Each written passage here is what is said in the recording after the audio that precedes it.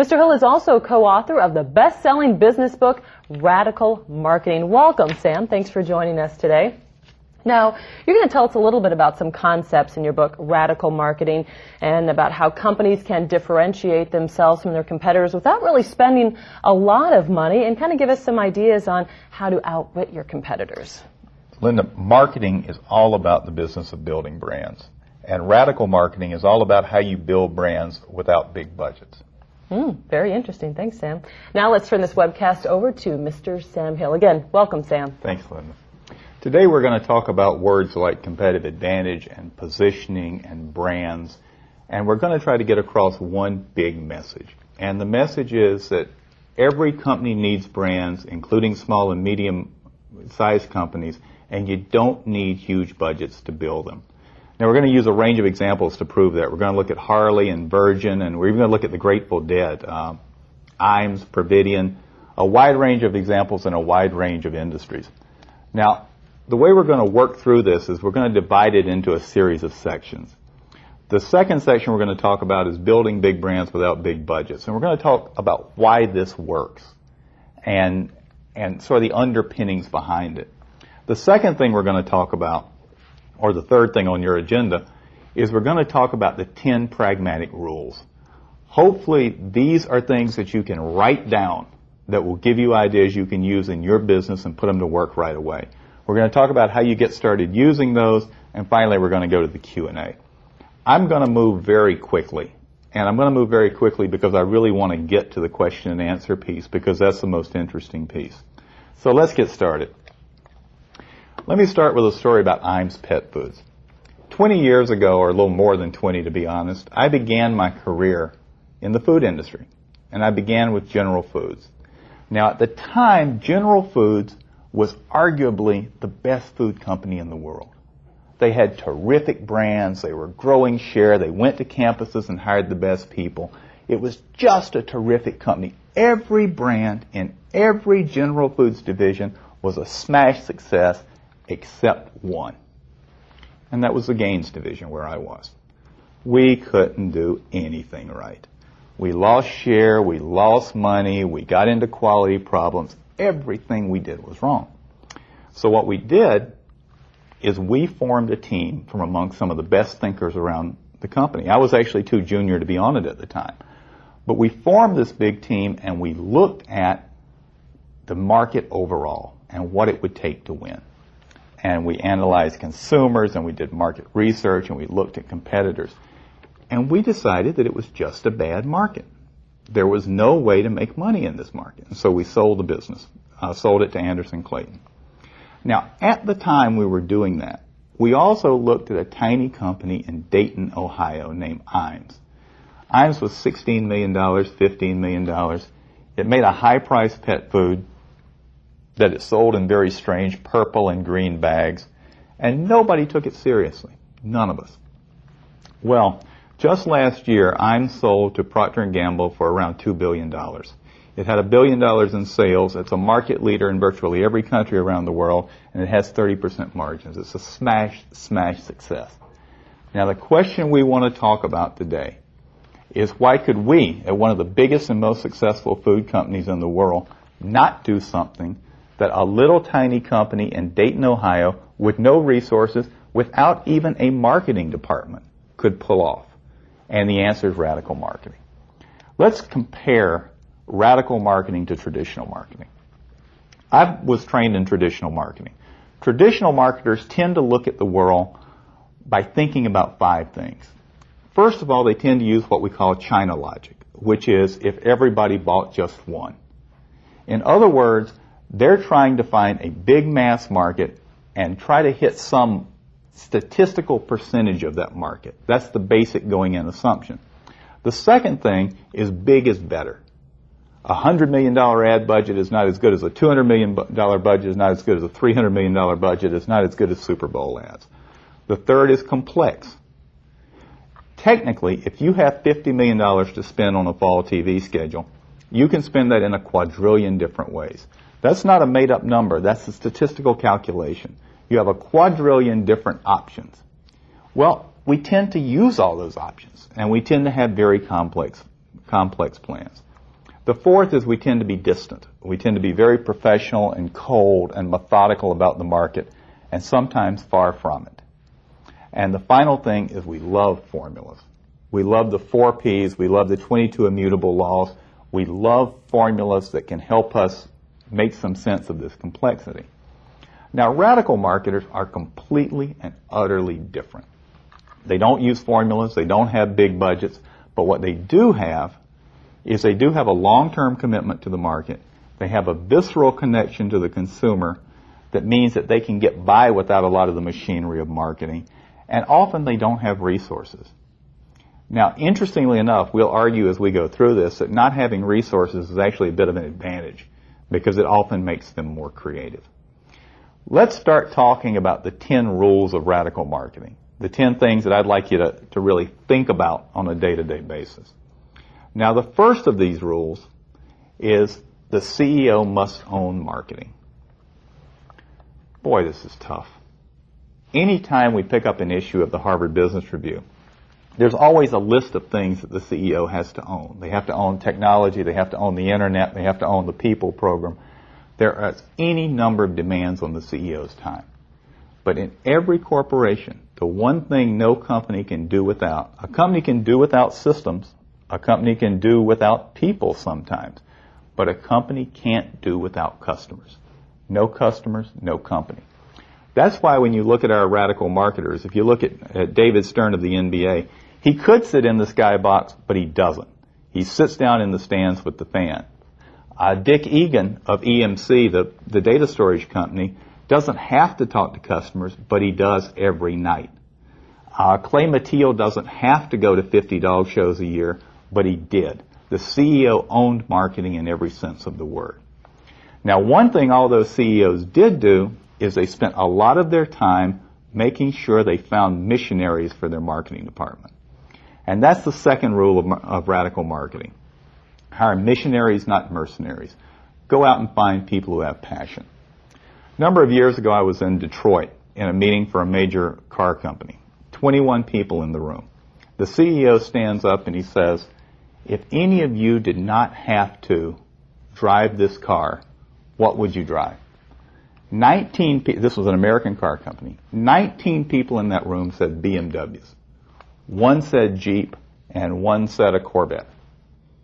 So you had 21 top marketers of the corporation trying their darndest to sell a car that they had to be paid to drive. And it comes through. It comes through. Let's go back to my friend Imes. This is Clay Mathiel, who until recently was CEO of Imes.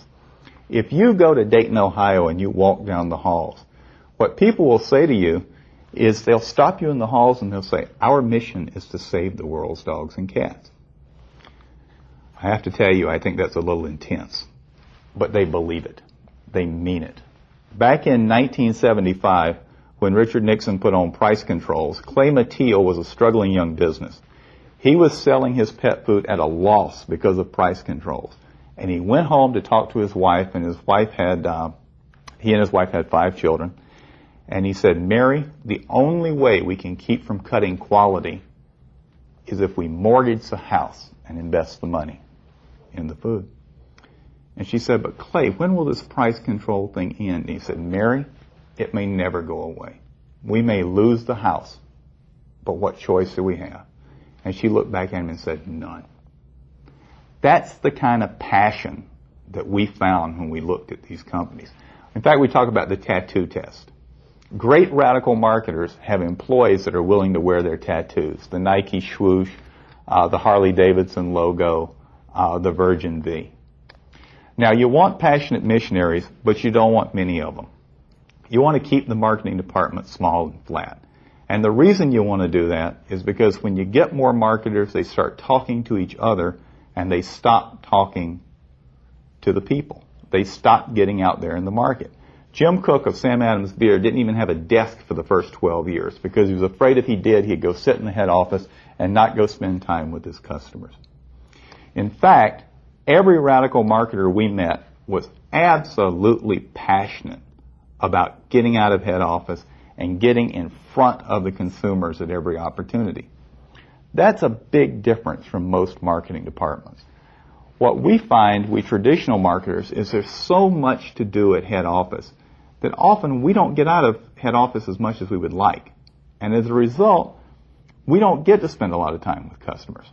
Look at this survey that my old firm Booz Allen did in Europe, where they looked at how a brand manager in Europe actually spends his time. What they found is they found that a marketer spent 27% of his time on trade and promotion issues, 19% on advertising, 16% on coaching, 15% on internal reporting, 15% on analyzing and forecasting, 5% on manufacturing, and almost no time getting out face-to-face with customers. And that's a big deal. Because what it means, if they can't get face-to-face with customers, it means that they have to rely on market research. Now, our radical marketers really don't trust market research. That's almost heretical. When I talk to small businesses and when I talk to mid-sized companies, and I ask them what they wish they had, one of the answers is always, we wish we had better market research. But when you look at our radical marketers, they say, we don't trust it.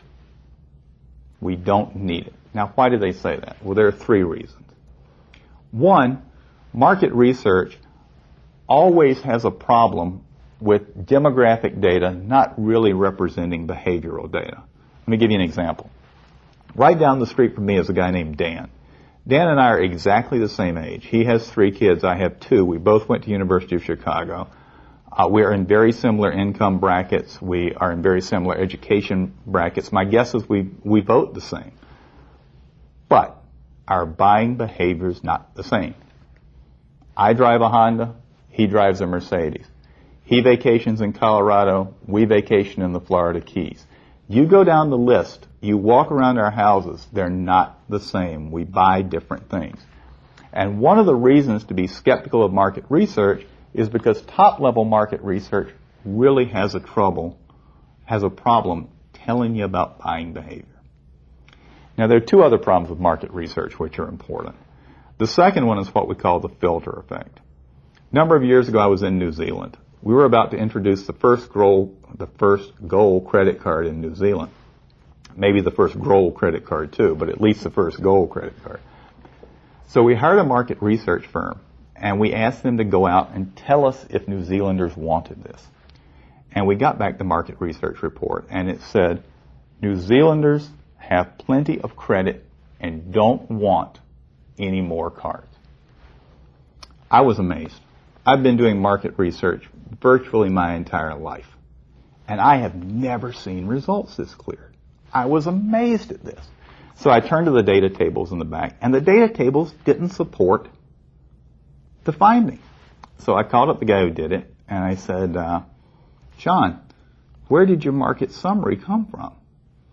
He said, well, I have to tell you, personally, I don't believe in credit. I believe it's an evil thing. And I thought you would want to know that. This guy was very sincere. He was a very good guy. He was very upfront. But the truth is, anytime you do market research, it tells you at least as much about the market researcher as it tells you about the market. Because every last one of us has a bias, and every last one of us puts it in. Now, the third reason we need to be careful about market research is a very simple one. And that is, we can't ask consumers because consumers don't know. They just don't know. Providian is don't know what's happened to our slides, but Providian is a major financial company based in San Francisco. They're one of the top 15 credit card issuers in the U.S., fabulously successful, rapidly growing. Their head is a guy named Shailesh Mehta. Mehta's a genius, a true genius. Years ago, Mehta was sitting in his first focus group. And he's sitting in the focus group, and it's about money market accounts. And they're asking people why they choose money market accounts. Well, they spend a couple of hours, and they go around the table. And everyone in the group agrees that the reason to choose a money market account is because of rate. You choose the one that has the best rate.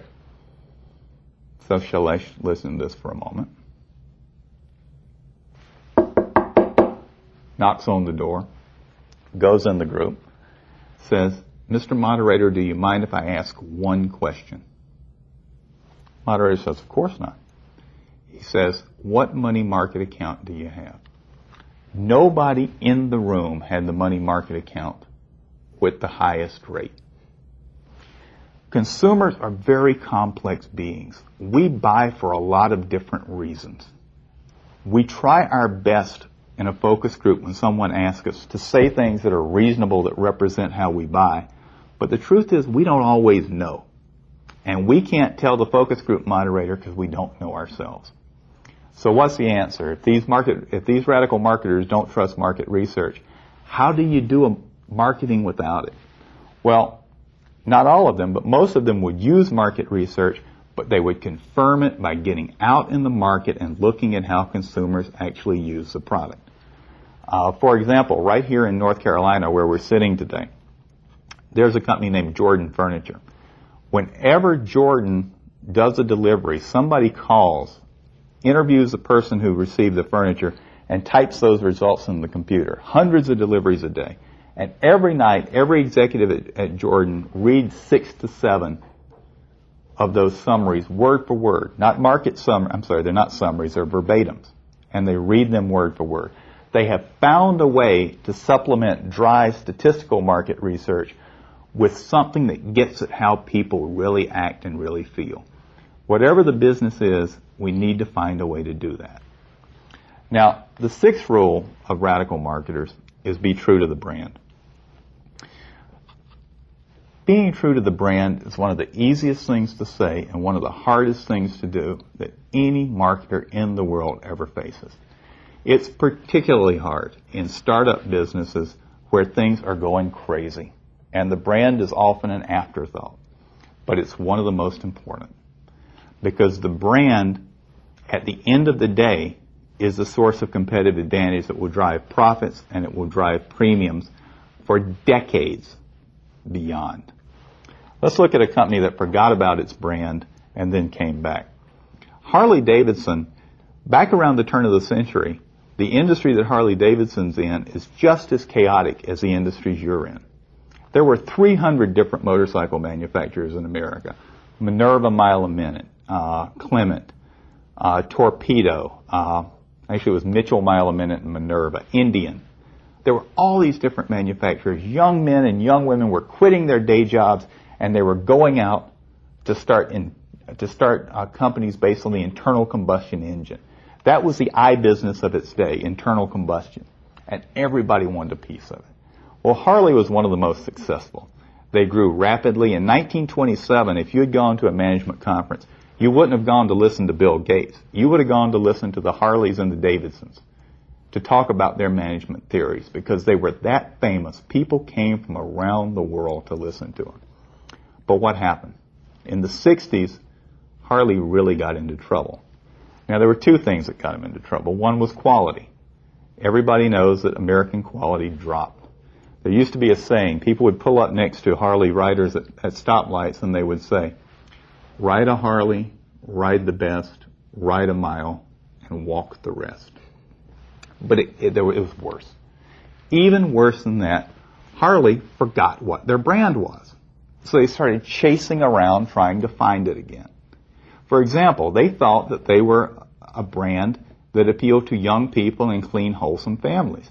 And since that time they were owned by AMF, they thought that you could probably sell motorcycles and tennis rackets the same way. And so they went to this, the AMF logo on the Harley-Davidson bike.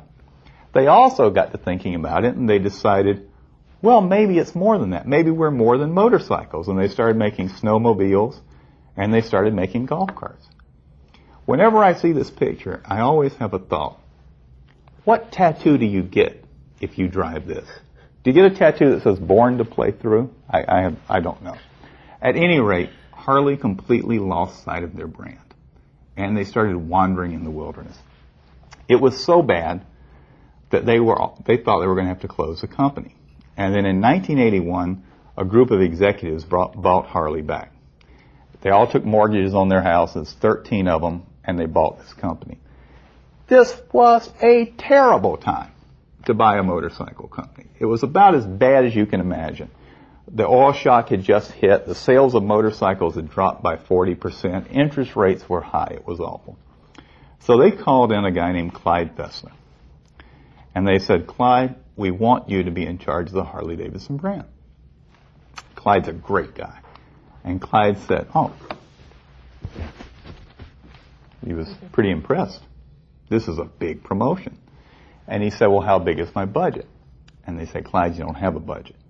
He says, you mean it's small? They said, no. You don't have a budget. So Clyde took a couple of guys from the only ad agency that would work with them, because the creative director wrote a Harley-Davidson, and he went off site. And what they decided is that they only had one thing. The only thing they had left was a brand. It was tarnished, it was worn, but it was all they had. So they said, we're going to start a club of people who like the brand. And they started HOG, Harley Owners Group. Now, the first meeting of HOG had 29 people. They weren't overwhelmingly sober. It was an extremely depressing meeting, but Harley stayed at it. And they stayed at it because the brand was the only thing they had. And of course, what happened to HOG? HOG's gone from those low days of 0 members up to 500,000 members and rallies around the country, and 105 different countries and 70 rallies, and it's brought Harley back. And today, if you look at Harley, you'll see that the numbers are out the roof. They have a 2-year waiting list. They're profitable. They're up to $2 billion. But more importantly, all those numbers are fine. But the real measure is Harley was true to its brand, and it got its brand back. They lost the brand, or they actually tried to lose the brand, and they couldn't do it. A good brand is too hard to kill. And it came back and it saved them. Let's talk about our 7th rule of radical marketing, which is love and respect your customers. Sitting in a marketing meeting one time, ask a group of people around the table, who is your target demographic? They said trailer park trash. I was horrified. They were actually right. You listen to their demographic, and they were right. But it was terrible because you can't do that. People are not stupid. And if you don't like them, sooner or later they'll pick it up. You'll give it away. Now, let's look at a case of one who didn't give it away, and that is Saturn. Saturn was not the best car in America. They were founded in 1991. In a couple of years, they became the number 10 best-selling car, and J.D. Power ranked them number 1 in 1995. But they weren't the best car. They weren't technically the best car. They didn't have the most dealers. They didn't have the best advertising. What they had is they loved and respected their customers, and it showed through, and people paid them back. They responded in kind.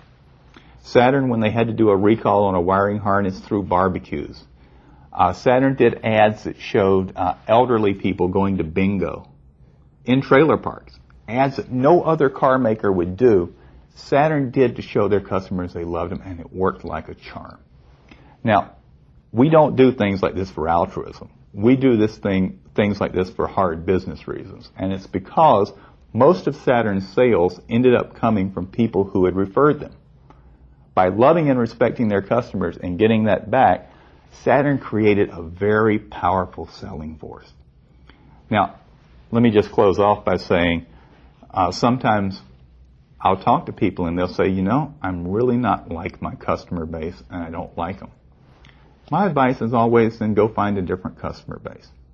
Because none of us, not a single one of us, is good enough to fake love. We're not that good. And in fact, if you do what we say and if you're out of head office, you're going to spend a lot of time with those folks. In fact, you're going to go even farther. You're going to try to create a community of users. Now, community has become a big word lately. And it's become a big word because the internet is the best community building tool ever. It's extraordinary. Today, we have a community created. You're going to send me questions back. We could never do this before. And having a community of users is like having your own sales force out there. An example that I use is the Grateful Dead. The Grateful Dead's a very odd example to use, but it's actually proved very popular. I'm told that this chapter of the book is now used by the Green Berets in one of their their courses in North Carolina. I'm not sure if I want to know what they use it for. But one way or the other, the Grateful Dead's an interesting example. The Dead back in 1971 put a card in an album, in the American Beauty album, and they said, "Deadheads of the world, who are you, where are you, how are you? Send us this card and we'll keep you informed." And they created the Deadheads. They kept 50,000 note cards in shoeboxes, and they would write to people telling when they were going to do concerts. The Dead only had one top 10 single. They never had a number one single. They didn't have a record company pushing them, and they became a $100 million brand, all on the back of community. Last two rules. First of all, rethink the marketing mix. We would all love to have $200 million budgets, advertising budgets. Most businesses don't. And when they don't, they have to think of new ways to compete. My favorite example of that is Sam Adams. This is Jim Cook, the CEO of Sam Adams Beer, and that's him with the Great American Beer Festival, his first around his neck in 1985. Sam Adams is a terrific beer. But if you know Sam Adams today, it's very easy not to know just how brilliant he was and how good they were at building this brand.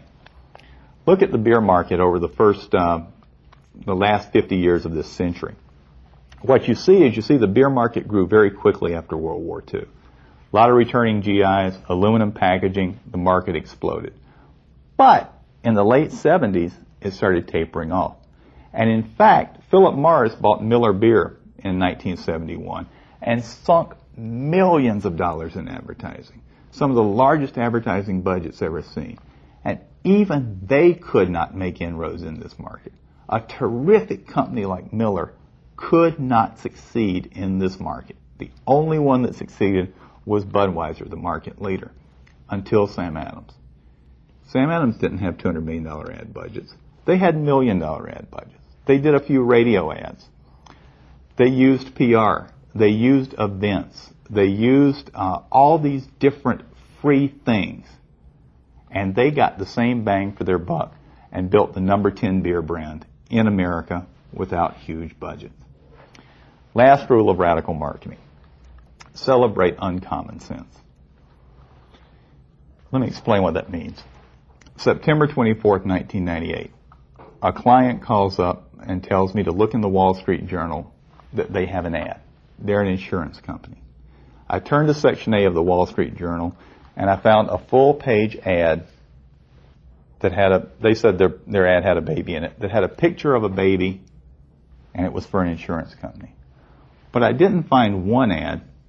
I found 3 full-page ads with pictures of babies for 3 different insurance companies. Now, this is just a happenstance, but the truth is, most of what we see in the world is common sense. It's not uncommon sense. You have to work to have uncommon sense, and it's worth working. The typical consumer sees 3,000 messages a day. Right now, every year, 100,000 MBAs are graduated from business schools. 20 years ago, we had 1,365 new products in the supermarkets each year. Now it's 20,000. We had 3 channels. Now we have 400. 5 years ago, we had 2,738 websites. Now we have 7 million. There's a huge mass coming at consumers. And unless you can stand out, you can't break through. And the only way to stand out is to do something different. Now, my favorite different guy is Richard Branson. This is Richard Branson, the CEO, and what he thinks an appropriate picture in Business Week is. Richard Branson built an airline in 1984. He started Virgin Atlantic Airways. Terrible time to start an airline. The same interest rate problems we talked about with Imes and Harley. Awful time. Going up against BA, which at that point was one of the more successful airlines in the world, and he still made a success of it. And how did he do it? It's because he did everything different. Everything different. He prides himself on it. His staff know that if you want to see Richard's eyes light up, you tell him something can't be done. He picked a different name. The experts said to name it British Atlantic. He said Virgin Atlantic was a better name. The experts said that if he should try to make his quality as good as British Caledonian, he said, I'm going to make my quality better. He changed the product. massages, manicures, personal video screens, sleeper seats, choice of meals, and coach. And you know what he found? He found a lot of this stuff didn't cost more. It really didn't. A lot of it paid off in interesting ways. If you're an upper class for Virgin Atlantic, they'll send a motorcycle or a Land Rover to pick you up. Sounds like an extravagance? Not really. The biggest cost of airlines is people not showing up for seats. People will not show up for an airline, but most people will go out and get in the car if there's a limo in the driveway. Good business sense. And he did it because he thought about the problem differently. Now let's sum up so we can go on to the Q&A. I said there are 10 rules of radical marketing. The CEO must own marketing. He or she needs to hire only passionate missionaries. They need to keep the marketing department small and flat. Need to get out of head office. If your marketers are where you can see them, they're probably not doing what you want them to do. They don't trust market research. Most of them, not all of them, but most of them use market research, but they check it. They double check it. They don't depend on it without corroboration. Number 6, being true to the brand. Number 7, loving and respecting customers. It's just too hard to do it any other way. Number 8, creating a community of users. Number 9, rethinking the marketing mix. And not having a big ad budget slow you down. Thinking of creative ways to get the message across in free or almost free sorts of avenues. And finally, celebrating uncommon sense. Let me have one more slide, and then I want to flip over to the questions. But Ralph Waldo Emerson said this, and I believe it's true. He said, "This time, like all times, is a great time if we but know what to do with it." And when I look at industries like the ones many of you are in that are growing crazily and where things are changing every day and where people are coming in and people are coming out and consumers' mindsets are changing, I can't help but look at those and say, gosh, this is a great time if we can just figure out what to do with it.